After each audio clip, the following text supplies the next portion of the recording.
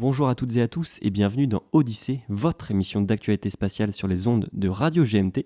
Alors, on se retrouve aujourd'hui, ce soir, ce midi, pour l'épisode 2 de notre saison 3. Et j'allais presque oublier, mais avant tout, on va se passer notre fameux générique qui nous suit depuis la saison 1 et on se retrouve juste après.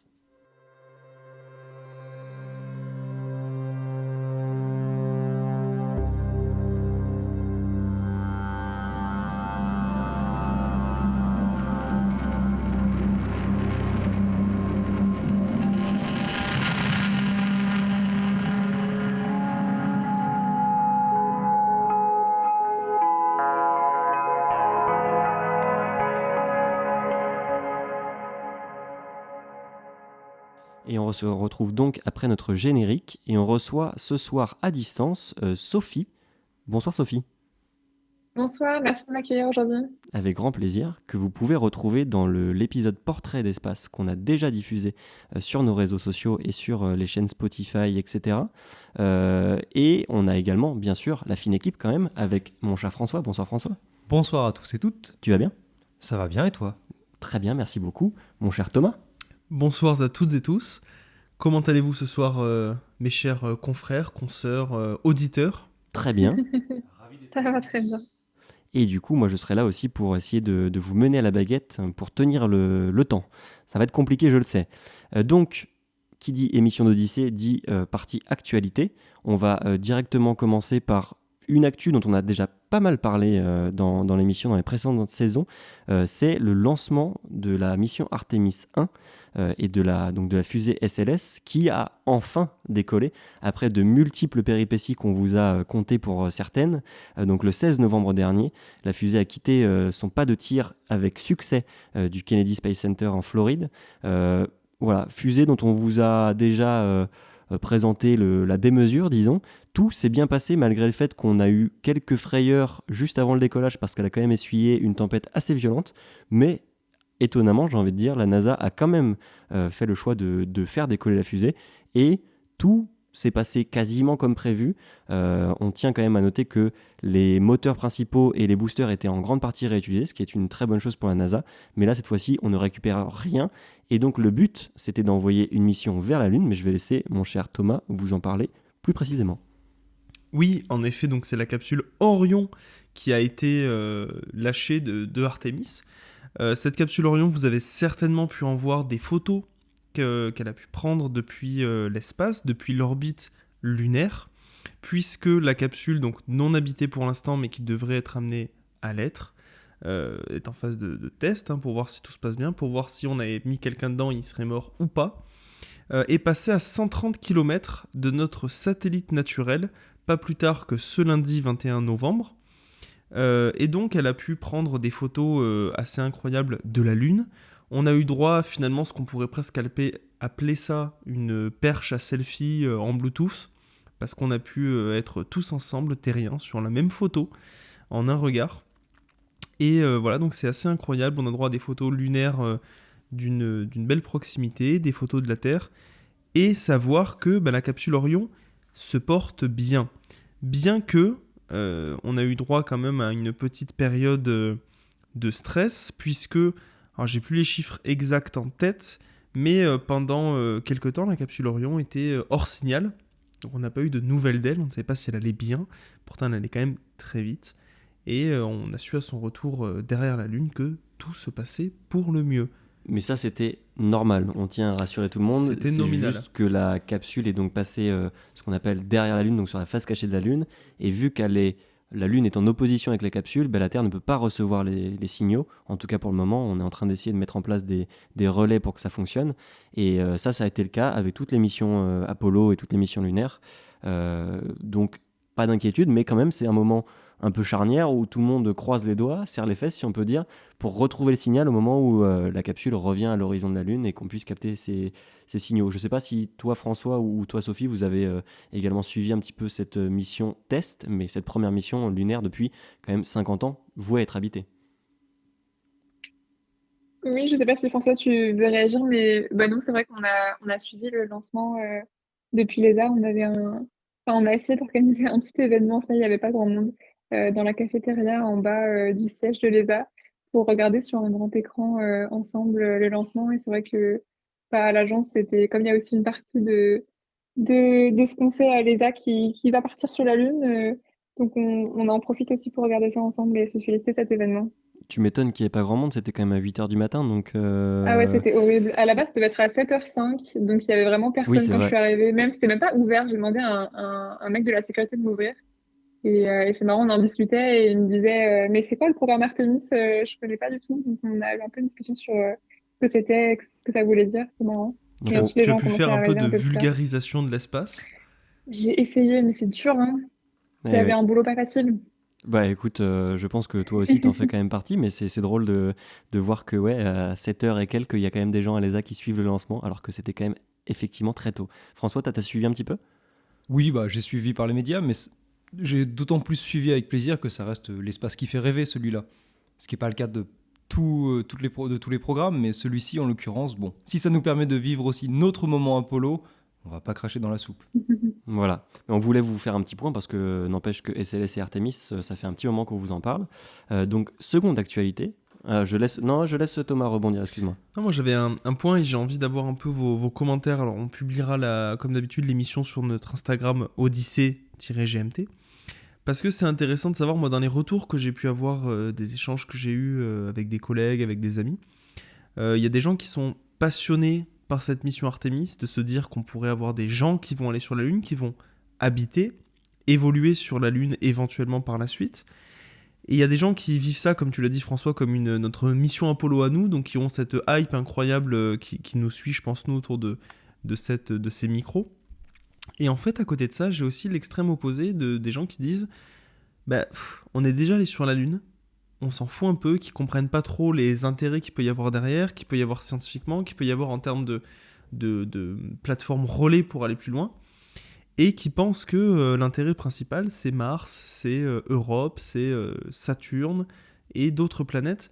Donc voilà, si parmi nos auditeurs, si parmi vous, si parmi certains, il y en a qui ont envie de nous partager ça, moi c'est un débat qui m'intéresse beaucoup.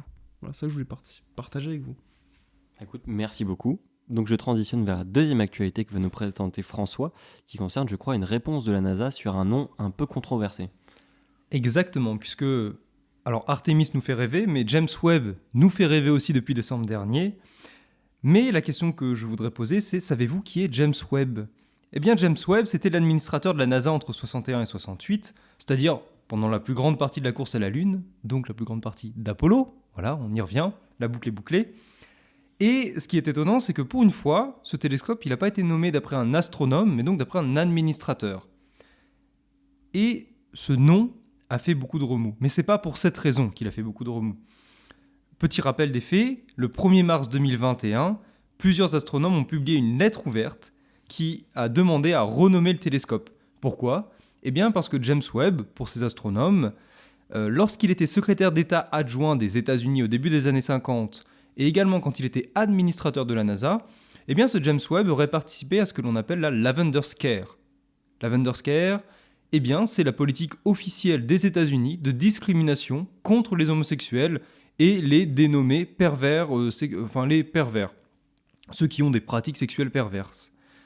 Concrètement, ça veut dire licenciement des homosexuels et des personnes qui ont une sexualité qui ne correspondait pas aux normes, disons, imposées par l'État américain, licenciement de l'administration publique. Et donc, plus de 1000 astronomes ont rejoint cette lettre ouverte demandant à renommer le James Webb. Sauf que la NASA, comme vous le savez, elle a refusé de renommer ce télescope, puisque tout le monde parle de télescope James Webb, et elle a indiqué, la NASA, ne pas avoir trouvé de preuves à l'appui de ces accusations. Il faut savoir que la NASA, elle dispose d'un service historique, et ce depuis sa création, ce qui est une exception quand même, ce qui n'est pas forcément le cas des autres agences spatiales. Et donc, l'historien en chef de la NASA, qui s'appelle Brian Odom, a commencé une enquête sur ce sujet à partir d'avril 2021.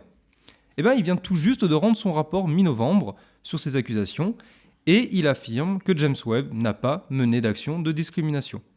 Alors, il faut préciser, Brian Odom ne nie pas que la NASA a participé à la Lavender Scare. C'est-à-dire que ça, c'est un fait que personne ne met en doute, et on a un exemple très clair, c'est par exemple Clifford Norton, qui était analyste financier à la NASA, qui a été licencié en 1963 parce qu'homosexuel, qui a d'ailleurs gagné un procès en 1969. Par contre, ce que dit l'historien, c'est que la NASA n'a pas été plus touchée que d'autres administrations et qu'elle a d'abord appliqué la loi. Et quant à James Webb en particulier, rien n'indique, selon l'historien, qu'il ait été spécialement au courant ou qu'il ait mené des actions précises en la matière. Et ça peut s'expliquer parce que c'était le caractère légal et malheureusement normal à l'époque, donc James Webb finalement ça l'a pas forcément intéressé plus qu'autre chose. Pour peut-être un petit point, un peu de recul, là où cette affaire est intéressante, c'est qu'elle rappelle que le secteur spatial, c'est des symboles. Et dès lors que c'est des symboles et que ça joue à ce point sur la symbolique, forcément les noms que l'on donne sont très importants. Et c'est logique qu'il y ait des luttes autour de ces noms. Elle met d'ailleurs aussi cette affaire en lumière, le fait que la NASA, et comme le spatial en soi, ce sont des institutions qui sont inscrites dans leur temps, pour le meilleur, mais aussi pour le pire, et notamment ce qui a pu concerner les discriminations homophobes et sexistes. Enfin, bon, elle montre l'importance d'un travail historique qui remet les choses dans leur contexte, et là évidemment, vous savez bien que moi je vais prêcher pour ma paroisse. On tient à rappeler que François est actuellement en thèse d'histoire sur des sujets proches du spatial que vous pouvez retrouver dans de précédentes émissions d'Odyssée. Mais c'était vachement intéressant parce que ça a quand même fait grand bruit, entre guillemets, ce nom donné au télescope qui a accumulé les retards, aurait pu éventuellement même ne jamais être lancé. Et du coup, on lève un petit peu cette chape de plomb qui est justement sur le côté discrimination, qui était même en plus du côté homosexuel, discrimination raciale en plus pendant un long moment à la NASA. Et même si, comme tu le dis, la NASA en tant qu'institution a malheureusement participé à cette discrimination-là, en tout cas l'histoire et l'historien en question, innocente si on peut dire, James Webb, d'avoir eu une volonté personnelle de mettre en place cette Lavender Scare, c'est ça ? Exactement. Ok. Voilà, c'est vachement intéressant parce que je n'avais pas vu, j'avoue, cette réponse de la NASA. J'avais vu qu'ils lançaient une enquête, mais je n'avais pas suivi les retombées qui sont très récentes. Je crois que ça a été publié cette semaine. D'accord. Après, moi, personnellement, alors il y a des choses que ça m'évoque, c'est déjà l'historien en question est un historien de la NASA. Donc, moi, je me pose toujours la question de mon background de communication. Est-ce qu'il a été libre dans l'édition de son rapport ou est-ce qu'il a pu être éventuellement légèrement biaisé par une hiérarchie insistante dans un sens ou dans l'autre. Ça, c'est un point, c'est un élément à part. Mais je trouve ça hyper intéressant quand tu dis justement, quand tu révèles ce fait, parce qu'en fait, il faut savoir que je ne l'ai pas du tout suivi. Je l'ai vu passer de très très loin, et honte à moi. Mais c'est vrai que dans l'histoire de la NASA, et comme tu dis, dans l'ère du temps, on retrouve aussi, alors moi je l'ai vu en livre et en film, et les figures de l'ombre, par rapport à l'apartheid, la ségrégation. On retrouve donc les Lavender Square. Et c'est vrai que tout ça, c'est intéressant parce que, comme tu dis, le spatial est aussi sujet aux polémiques par le nom, par le choix des missions, par le choix des personnes. Et on le voit encore aujourd'hui avec la promotion 2022 des astronautes révélés par l'ESA. J'en profite, je te prépare une magnifique transition, Simon, mais eh bien, moi, sur les réseaux, j'ai beaucoup suivi ça, et ce qu'on a vu, c'est qu'il y avait un 50-50, femmes-hommes, et comme quoi, voilà, chaque sujet de société, eh bien, le spatial est tellement important dans notre monde, dans notre société, dans notre avenir, que sans s'en rendre compte, eh ben, tout s'impacte, tout est lié, et voilà, donc alors, merci beaucoup pour la transition. Et je t'en prie. Mais c'est vrai, et comme tu t'as cité le film, donc Les Figures de l'ombre, qui s'inspire d'une histoire réelle sur des mathématiciennes noires américaines ayant participé aux calculs nécessaires aux missions Mercury et Apollo, etc. Aujourd'hui, on voit que le spatial se saisit très fortement des questions sociales qui nous touchent, toutes et tous, et environnementales, etc., bien entendu.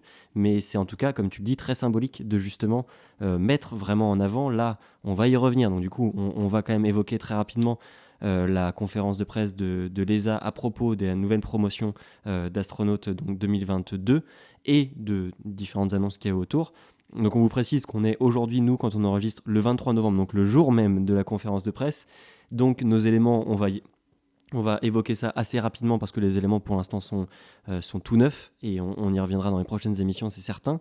Mais c'est vrai que justement cette promotion est paritaire ou quasiment paritaire et c'est un point qui était très important et très attendu par les gens. Et donc voilà, on peut en discuter. Et d'ailleurs, on la représente parce que quand même, c'était dans un portrait qui est déjà diffusé, mais peut-être que certains ne l'auront pas écouté. Sophie travaille pour l'ESA, donc peut-être que tu auras des choses spécifiques à dire. Mais là, il y a eu quand même pas mal d'annonces. On peut peut-être revenir déjà juste sur les annonces hors de la promotion d'astronautes, qu'on attendait beaucoup. On a eu vent que la mission ExoMars n'était pas morte, pour notre plus grand plaisir, parce qu'on avait quand même un petit peu peur du fait de la situation avec la Russie, qui était quand même un partenaire majeur de la mission. On n'a pas beaucoup d'informations, on sait juste que ça devrait être lancé en 2028, d'après les plannings actuels, éventuellement avec un soutien de la NASA, mais ça c'est encore à confirmer. Et on a eu ensuite aussi le budget donc de l'ESA, qui est à quasiment 17 milliards pour 5 ans, ce qui est plus que ce qui était déjà le cas sur les financements précédents. Et ensuite, donc on a eu la nouvelle promotion d'astronautes de carrière, donc les astronautes qui partiront sur les prochaines missions, et les astronautes réservistes. Et donc du coup, les noms sont sortis. Est-ce que vous avez été étonné? On peut peut-être commencer par Sophie. Est-ce que, sans parler d'informations en interne, on ne te demande pas de révéler les coulisses de l'ESA, mais est-ce que toi, tu as été étonné par les résultats? Est-ce que tu es surprise par les formations des gens, par justement la répartition femmes-hommes, ou pas du tout? C'est une bonne question. Déjà, il y a deux femmes sur les 5 personnes, c'est pas mal. Je pense que c'était important symboliquement pour les arts, mais c'est ce que j'ai entendu. Les femmes ont très très bien performé dans les entretiens et les différents examens que les candidates et candidats ont eu. Donc je pense que c'était pas une surprise de leur point de vue que les femmes avaient un très bon niveau dans ces épreuves-là. Euh, Peut-être au niveau de la répartition géographique aussi, je crois que l'Allemagne n'a pas de nouvelles astronautes dans cette promotion-là, ce qui m'a fait Exactement. un petit peu surprise. Mais bon, ils en ont déjà deux, je crois, dans la promotion actuelle, donc c'est pas mal. Mais c'est vrai que la répartition géographique, notamment la bonne représentation des pays les plus gros contributeurs de l'ESA, c'est une question hyper importante pour l'agence et ses États membres. Donc c'est aussi un choix politique que de mettre un Français, une Française ou un Belge ou que sais-je.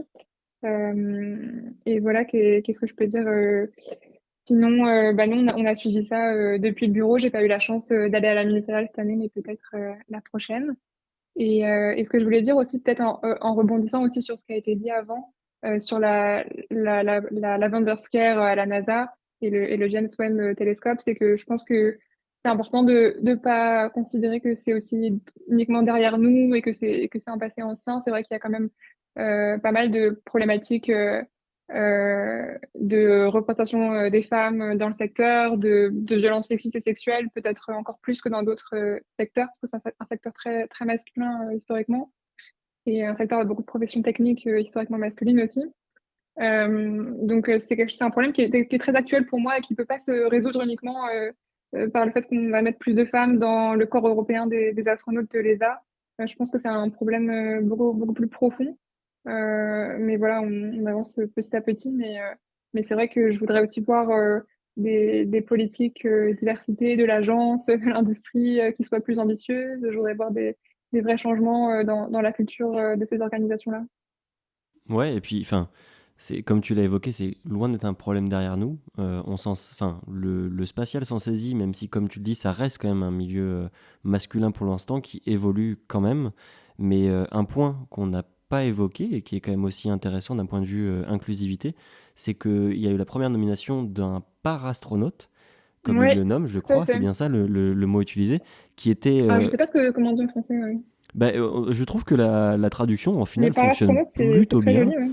Ouais. Et ça avait déjà été annoncé sur la campagne de candidature, mais on ne savait pas ce qui allait en ressortir effectivement. Ouais. Et donc là, c'est un homme, en l'occurrence, qui a été donc sélectionné parmi les astronautes de carrière, donc pas parmi les réservistes, pour justement participer, en tout cas déjà à la fondation d'une adaptation du secteur spatial aux personnes en situation de handicap. En l'occurrence, je crois que lui, il a une jambe amputée, si je ne dis pas de bêtises. Et donc, je trouve hyper intéressant et novateur parce que c'est important de dire que l'ESA, c'est la première agence spatiale mondiale à justement intégrer des personnes en situation de handicap dans leur corps actif d'astronautes. Et ça, c'est n'empêche pas rien. Je ne sais pas si les gars, vous C'est vouliez... vrai, oui, c'est vrai. Vas-y, Sophie. Pardon. Non, vas-y, Sophie, vas-y.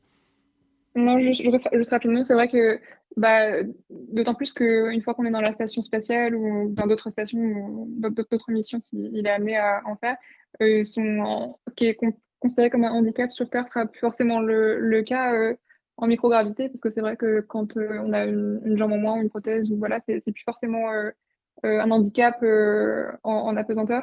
Donc ça peut être intéressant de voir aussi comment les choses sont différentes dans l'espace et puis comment des programmes spatiaux de cette envergure peuvent aussi s'adapter à ce type de profil. Et oui, juste pour finir là-dessus, c'est vrai que je pense que c'est important de souligner effectivement que bah, la diversité, c'est pas que les femmes, même si c'est peut-être l'angle par lequel on aborde ça de manière privilégiée. Mais c'est aussi des questions de handicap, de minorité sexuelle. Je pense aussi, par exemple, aux questions de milieux sociaux. Moi, je me rends compte en démarrant à l'ESA, et c'est pas une critique, mais voilà, c'est un fait qu'on vient tous beaucoup des mêmes milieux. On a des familles très internationales, des gens qui parlent plusieurs langues, qui ont beaucoup de voyagé. Donc voilà, c'est pas un hasard aussi des gens qui viennent de familles plutôt aisées, des élites un peu européennes. Donc ce serait intéressant aussi de voir ce que peut donner un secteur spatial plus ouvert, plus inclusif, et j'imagine du coup qu'il apportera aussi peut-être des idées, des valeurs un peu différentes. C'est vrai que pour rebondir sur ce que tu dis, c'est très intéressant, surtout que j'ai vu un article passer aujourd'hui qui disait que un des objectifs de la mission Artemis, c'était un petit peu de revenir sur ces éléments sociaux et d'amener sur la Lune, non pas du coup des hommes qui ont marché, mais d'amener des femmes, des personnes de couleur, et de pouvoir justement rééquilibrer un petit peu nos contextes sociaux d'aujourd'hui. Mais je voulais rebondir par rapport à notre cher, et j'aime bien le titre, Parastronaute, qui fonctionne bien. On en a parlé durant une des dernières émissions, je crois, de la saison 1 d'Odyssée, du fait qu'il était envisagé des missions de personnes en situation de handicap, présentant différents handicaps, dans l'ISS, pour justement mener, alors dit comme ça, c'est pas la meilleure façon, mais des expériences pour voir justement l'impact sur le corps, l'impact sur le handicap. Et du coup, je pense qu'on peut clairement rentrer là-dedans et s'imaginer que l'ESA va d'une certaine manière en profiter pour mener ce type d'expérience, ce type de travaux de recherche. Je trouve que c'est bien mieux comme appellation. Mais ça peut être très intéressant, et en effet, cette inclusivité de parité des sexes, mais d'inclusivité justement des personnes en situation de handicap ou non, etc., c'est un très bon élément vers une société qui tend à évoluer pour ne plus réellement tenir compte des handicaps, du sexe, des origines, et ça fait plaisir. Bah écoutez, en tout cas, voilà, on a pu évoquer pas mal de sujets déjà, mais on va continuer à en discuter. Avant ça, on a toujours un petit interlude dans notre émission, qui est un interlude culturel, l'instant Space Culture, comme on aime l'appeler, qui aujourd'hui va être introduit par notre cher François. Oui, donc je tranche un peu avec les sujets qu'on abordait très sérieux. Et pour revenir à quelque chose qui fait partie de la culture spatiale commune, la navette. Même les navettes. Bon, on les connaît surtout par les accidents de Challenger et Columbia aujourd'hui, malheureusement. Et pourtant, est-ce que l'on sait bien le rôle que l'Europe a pu jouer dans cette histoire des navettes spatiales qui ne sont pas qu'américaines ? Eh bien oui, puisqu'en effet, dès 1972, la NASA elle se tourne vers les Européens pour développer quoi ? Développer un laboratoire en orbite à l'intérieur de la navette. C'est ce que l'on appelle le Space Lab. Alors ce laboratoire, il va intégrer quand même plus d'une vingtaine de vols de navettes spatiales dès 81 et jusqu'à la fin de la première décennie des années 2000. Alors assurément, le Space Lab, je pense, n'est pas la construction européenne la plus connue des Français. Par contre, elle est certainement bien mieux connue des Allemands. Et pourquoi ? Eh bien parce que les Allemands sont les premiers qui vont s'investir dans le Space Lab dès 1974, notamment à travers l'entreprise Erno VFW Fokker. Et cette implication de la RFA, République fédérale allemande, la réunification n'a pas encore eu lieu, elle contribue au développement d'une culture spatiale spécifiquement allemande, d'une astroculture allemande. Et cette astroculture allemande, qu'est-ce qu'elle va rencontrer à l'époque ? Eh bien, elle va rencontrer une scène électro grandissante dans les années 70 de la RFA. Et dans cette scène, notamment, un groupe est central, il s'appelle Kraftwerk. Il est fondé en 70 par Hutter et Schneider, et il est rejoint par deux nouveaux membres quelques années plus tard. Eh bien, ce quatuor, c'est un pionnier de la musique électro. Il fait preuve d'une immense inventivité, vous allez voir ça tout à l'heure, et c'est un groupe qui rencontre un très grand succès dans ces années 70.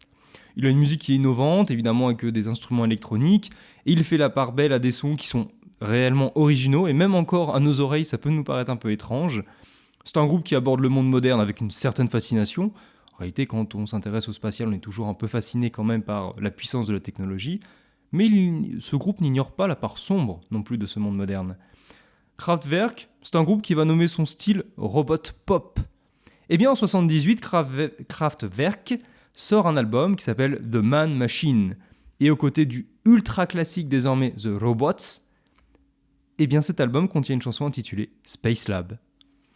Eh bien je vous laisse écouter le morceau et peut-être que comme moi vous allez y retrouver des sonorités qui immédiatement nous amènent en orbite.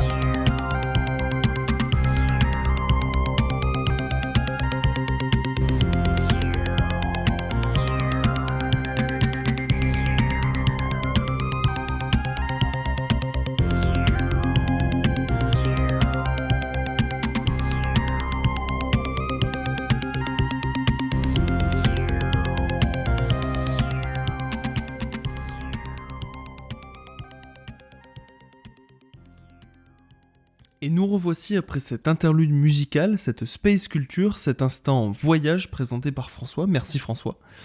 Alors, moi personnellement, cette musique, ça me ramène quelques années en arrière. Ça fait un peu penser au début de Daft Punk, presque. Moi, j'aime bien. C'est une ambiance synthé, space synthé qui me plaît beaucoup. Et c'est vrai que c'est ce côté un peu psychédélique, presque spatial, on s'imagine plein de choses. Et j'ai envie parce que tu l'as introduit comme ça, j'ai envie de faire une fleur à nos auditeurs et me faire une fleur à moi aussi parce que je manque un peu de culture. Est-ce que Simon, tu peux nous en dire un peu plus sur les navettes spatiales qui ont inspiré cette musique, s'il te plaît? Donc, et c'est vrai que tu as bien raison, c'était même les origines, disons, de Daft Punk, etc. C'est un peu leurs ancêtres. Mais donc les navettes, c'est un système un peu particulier de lanceur qui est de lancer une sorte d'avion, disons, pour être très vulgarisé, accolé à une fusée qui pourra partir en orbite et venir se reposer sur Terre et être réutilisé, dans lequel on pourra mettre des humains, mais aussi des expériences scientifiques.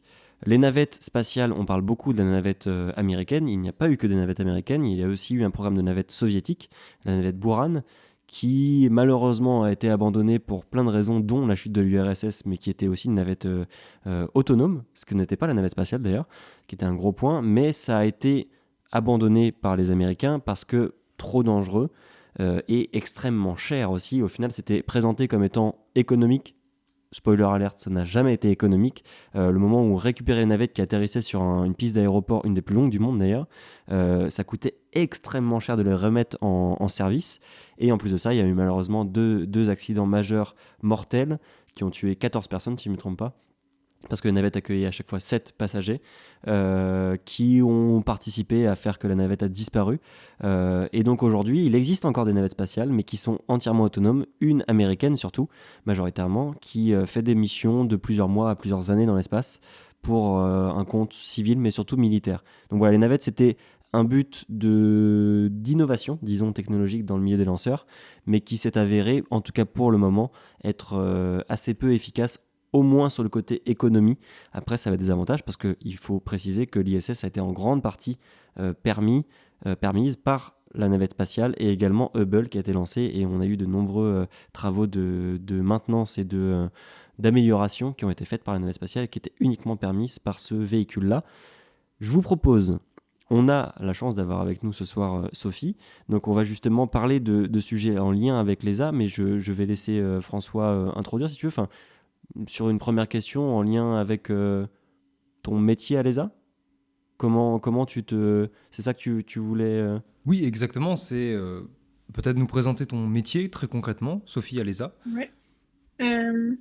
Alors moi, ça fait que 3 mois que je travaille à l'Agence spatiale européenne. Pour un peu de contexte, je m'appelle Sophie, du coup j'ai 23 ans et c'est mon premier vrai travail, disons. C'est mon deuxième boulot dans le secteur spatial. Avant, j'avais travaillé un peu pour le ministère de la Recherche français pour les questions spatiales européennes, justement.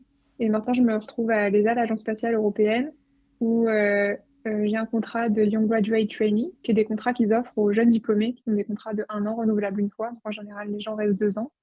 Et moi, je travaille sur un projet en particulier, les accélérateurs, qui est un projet assez récent de l'ESA qui a été lancé en 2021 et qui est un peu en construction et qui va être dédié en fait à la démocratisation, à l'accélération des usages de l'espace au profit de la Terre, notamment au profit de l'environnement et du climat, mais aussi par exemple de la gestion de crise.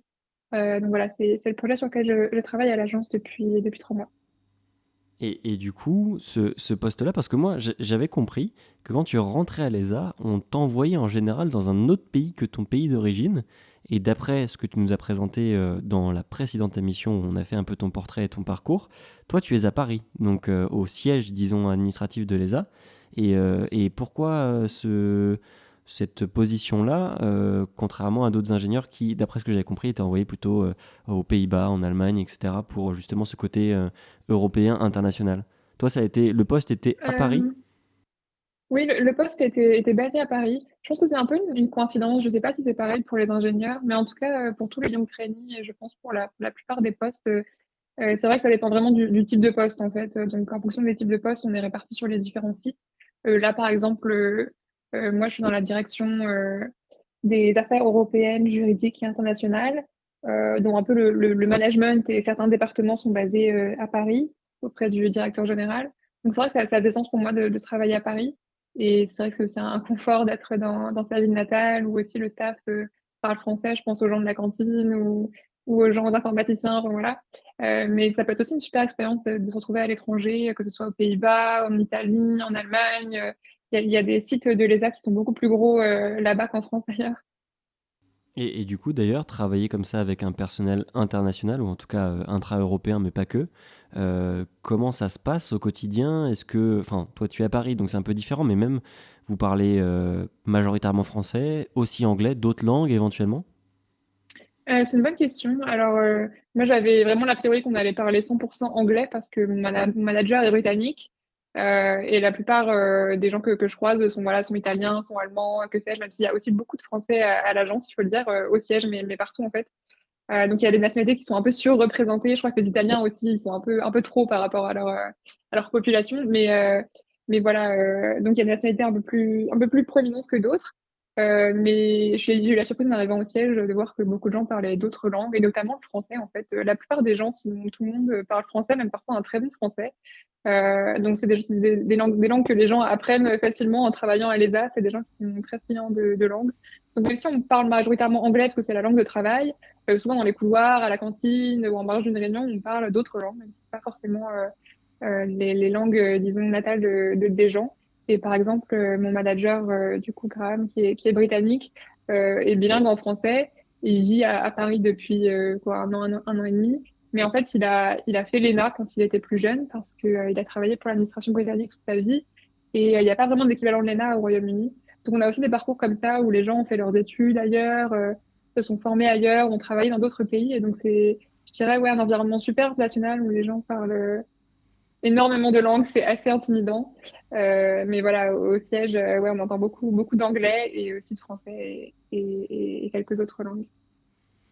Mais je me demandais, dans une telle tour de Babel, comment un programme peut être mis en place? Par quelles institutions il doit passer?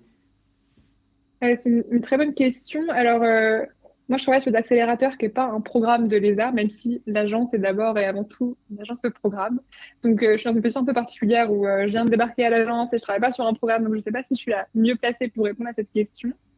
Mais on a parlé de la conférence ministérielle de l'ESA rapidement, donc qui était aujourd'hui pour nous le 23 novembre 2022, où ils ont annoncé donc la nouvelle promotion d'astronautes. Je pense que c'est une étape importante dans la vie de l'agence et dans la vie des programmes.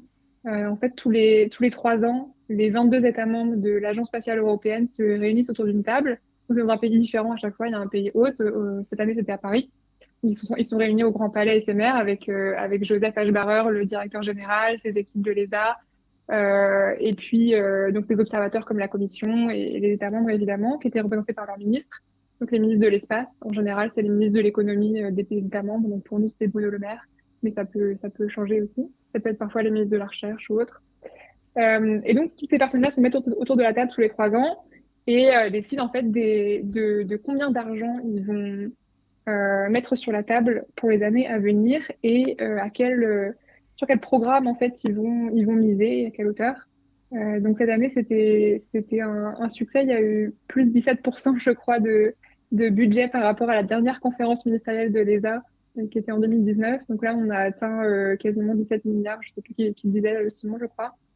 Et donc, on est sur une augmentation au-dessus de l'inflation, donc c'est quand même une belle augmentation.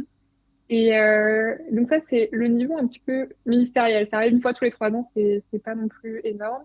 Et bien sûr, il y a beaucoup d'autres étapes et réunions entre-temps pour gérer les programmes au jour le jour. Et les ministres sont pas forcément invités, ça se passe au niveau des délégations. Donc en général, ça va être, je sais pas moi, le chef de l'agence spatiale, si le pays en a une, par exemple l'Allemagne ou la France, ça va être Thierry Baptiste, le directeur du CNES. Euh, ou par exemple, si les agences, si les pays n'ont pas d'agence spatiale, ça peut être aussi la Madame Espace du ministère ou le Monsieur Espace. Par exemple, pour la Finlande, ça va être Jenny Tapio, donc qui est la chargée espace au ministère de l'économie finlandais. Et donc, ces personnes-là vont se réunir au jour le jour. Donc, ça va être, je sais plus, je crois que c'est tous les mois et demi. J'en discutais aussi dans l'autre podcast parce que je suis amenée à updater un petit peu les délégations à ces échéances-là, pardon, sur ce qu'on fait sur les accélérateurs. Mais ils sont updatés en fait tous les mois et demi sur la manière dont on conduit tous les programmes, toutes les initiatives de l'agence pour qu'ils se tiennent un petit peu au courant et qui nous disent, bah voilà, ça va dans le bon sens, ça va dans la bonne direction, ça non, ça continue pas. Donc voilà, il y a pas mal d'ajustements qui peuvent se faire au jour le jour. Et ça s'appelle donc non pas les conférences ministérielles, mais les conseils de l'ESA au niveau délégation. Donc c'est un peu le niveau en dessous, le niveau du quotidien. Et, euh, et puis les programmes, évidemment, dans leur particularité, ont besoin aussi de comités de programme, on les appelle, pour être gérés un peu dans le détail. Donc les comités de programme, il y en a pas mal. Et par exemple, il y a un comité de programme pour le programme Space Safety, donc tout ce qui est protection des atouts spatiaux, protection contre les débris. Et donc ça, c'est un des multiples comités de programme qu'on a à l'ESA. Il va y avoir là aussi des représentants des agences, des représentants des ministères éventuellement, des experts nationaux qui vont venir discuter des programmes en particulier, un peu dans le détail. Parfois, c'est assez technique. Des finances aussi. Donc, il y a pas mal d'enjeux. Je sais pas si c'est clair, mais voilà. Là, tu viens de l'évoquer sur un aspect assez technique, mais tu nous as indiqué qu'il y avait des questions environnementales qui étaient très en lien avec tes missions. Si tu avais justement une action, un programme ou voilà, une amélioration que vous essayez de mettre en place dans le cadre de tes missions, tu citerais quoi? Parce que le sujet environnemental est très mis en avant à la fois d'un point de vue sociétal Ouais. général et encore heureux, j'ai envie de dire, mais aussi par les agences spatiales et notamment par l'ESA. Toi, tu prendrais quoi comme exemple particulier des actions qui sont poussées par l'Agence spatiale européenne? Alors, je pense qu'un des défauts de l'agence, et on le sait bien en interne, c'est que c'est une organisation qui est très en silo, qui est très en programme, qui voilà, chacun fait son truc. Et c'est vrai que parfois, les actions transversales, les grands changements organisationnels sont un peu compliqués à gérer, c'est le cas de le dire. Et il y a des programmes ou des actions, par exemple sur l'environnement, mais ça peut être autre chose aussi, qui sont assez compliquées à mettre en œuvre. Et je pense que l'une des choses qu'on essaie de faire justement avec les accélérateurs, qui est le projet sur lequel je travaille à l'Agence spatiale européenne, c'est justement de décloisonner un petit peu et de faire même pas un programme en fait, d'aller chercher au-delà de l'agence spatiale et de son fonctionnement un peu traditionnel et cloisonné et de se dire bah, en fait on va faire quelque chose, on va faire un accélérateur. Donc il y a 3 accélérateurs, dont un qui est sur les questions climatiques et environnementales, c'est-à-dire comment l'espace, les applications spatiales peuvent aider la Terre à faire face à ce problème-là. Donc via cet accélérateur-là, l'idée c'est de dire on va aller chercher aussi nos partenaires, aller voir ce qui se fait ailleurs, aller voir ce que par exemple la Commission européenne fait avec Copernicus, qui a aussi des applications pour la surveillance de l'environnement, pour la lutte contre la crise climatique, etc. On va aller trouver directement nos potentiels utilisateurs de technologies spatiales, par exemple les ministères de l'Environnement, les agences environnementales des États membres de l'ESA ou d'autres États membres. On va aller chercher l'industrie, on va chercher tout le monde et on va se mettre autour de la table pour se coordonner, pour pourquoi pas fédérer des systèmes, pour trouver des solutions innovantes. Donc il y a un peu une volonté disons, de renouveler le fonctionnement normal et traditionnel de l'agence sur la question environnementale, mais aussi sur d'autres questions. Et je pense que ça intervient dans un contexte un peu particulier qui est que l'Union européenne, disons, développe une attitude, pas d'attitude, n'importe quoi, développe des programmes spatiaux de plus en plus développés. Et donc, en fait, le fait que le programme spatial de l'Union européenne soit de plus en plus étoffé pose la question du coup des rapports et des relations entre l'Union européenne et l'Agence spatiale européenne, qui est une agence qui avait l'habitude un peu de tout faire, qui avait la compétence technique pour faire les programmes et qui décidait de son côté un petit peu de ce qu'allait être le futur de l'Europe de l'espace. Donc je pense que ça fait d'autant plus sens d'avoir un peu cette volonté de se coordonner avec l'Union européenne et entre nous pour faire face à la crise climatique. Et d'ailleurs, en parlant d'environnement, qu'est-ce que l'Union européenne fait, enfin pas l'Union européenne d'ailleurs, l'ESA, mais peut-être aussi l'Union européenne, sur le Space Traffic Management? Ouais, alors je pense qu'effectivement c'est enfin, intéressant parce qu'il y a un peu de deux sens à l'environnement dans le spatial. Il y a un peu le côté, bah voilà, les technologies spatiales peuvent avoir en fait un bénéfice pour lutter contre le réchauffement climatique, par exemple, déjà pour le connaître, le mesurer, etc., en prendre conscience, et puis pour essayer de trouver des solutions. Je pense par exemple aux technologies d'observation de la Terre. À l'ESA, il y a des gros programmes d'observation de la Terre. Copernicus aussi, un programme de l'Union européenne qui est en partie fait par l'ESA. Et donc, ça, c'est des technologies qui peuvent aider, par exemple, à mesurer le taux de CO2 le taux de CO2 pardon, dans l'atmosphère, à regarder comment les forêts se transforment, à mesurer la montée des eaux, etc. Par exemple, ça peut aussi être regardé avec les satellites quand il y a eu un incendie parce que la température monte trop et que en fait on regarde les dégâts, on essaie avec les pompiers de prévoir l'évacuation des populations, etc. Les dégâts sur la faune et la flore à long terme. Donc les satellites peuvent aider de ce point de vue-là. Et puis je pense qu'il y a un autre sens à environnement, c'est un peu l'environnement plutôt du coup en orbite et au-delà, qui est un environnement différent de l'environnement terrestre, mais qui peut aussi peut-être être pollué d'une autre manière. Aujourd'hui, en orbite, il y a de plus en plus de satellites et de débris spatiaux. Et c'est vrai que ça nous fait craindre un scénario dans lequel, en fait, on pourrait peut-être plus difficilement ou même peut-être plus du tout circuler dans l'orbite terrestre et où nos satellites seraient endommagés et on ne pourrait plus les utiliser. Donc, il y a pas mal de technologies, enfin, d'initiatives et de projets qui ont été lancés et qui sont de plus en plus financés par l'Union européenne via son programme EUSST, mais aussi via l'ESA, via le programme Space Safety et d'autres, pour en fait essayer de trouver des solutions, par exemple pour avoir des logiciels qui prévoient les risques de collision et du coup performer des manœuvres d'évitement. Ça peut être aussi de retirer des débris directement en orbite terrestre. Donc voilà, il y a pas mal d'initiatives de ce côté-là.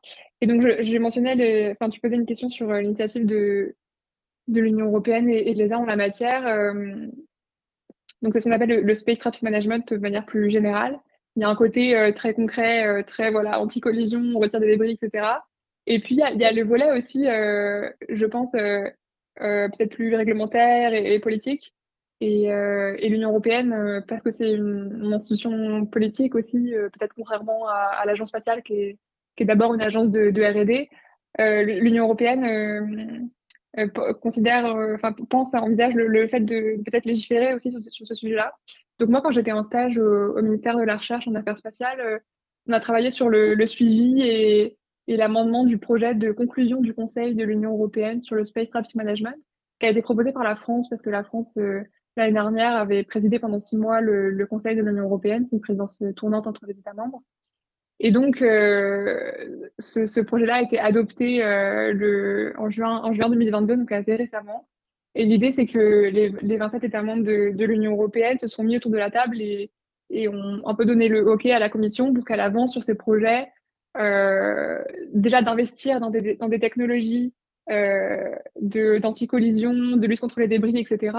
Et puis, de l'autre côté, de commencer à réfléchir à des standards partagés, de bonnes pratiques dans l'espace, pour en fait qu'on arrête aussi de produire ces débris en masse, qu'on essaie de produire un satellite qui soit plus durable, qu'on essaie aussi de les désorbiter, par exemple, quand ils arrivent en fin de vie. Donc, soit qu'on les fasse rentrer dans l'atmosphère, soit qu'on les mette sur une orbite cimetière très éloignée de l'orbite terrestre que le satellite occupait. Donc voilà, il y a un peu des projets au niveau de l'Union européenne et je crois que le Parlement a fait une résolution récemment en disant qu'il était très favorable à ce que le calendrier avance très vite. Donc il y aura peut-être une loi sur le Space Traffic Management, un règlement, une directive, je sais pas, dans les 2-3 prochaines années. Donc à suivre, mais je trouve ça bien que les États membres de l'Union européenne, en coordination avec l'ESA et d'autres partenaires, se posent la question d'avoir des contraintes en fait sur ce sujet-là. Parce que pour l'instant, il y a vraiment très très peu de contraintes, tout au plus des bonnes pratiques ou quoi, qui réglementent les activités spatiales dans l'espace, notamment le fait que bah voilà, on puisse occuper n'importe quelle orbite, qu'on puisse polluer, certains diront. Et donc là, je pense qu'il y a une réflexion sur le long terme à se dire, bah, en fait, on habite dans un espace commun, il faut qu'on s'en occupe de manière responsable. Et donc pour moi, ça manquait vraiment, même si une action tardive, je trouve que ça va dans la bonne direction.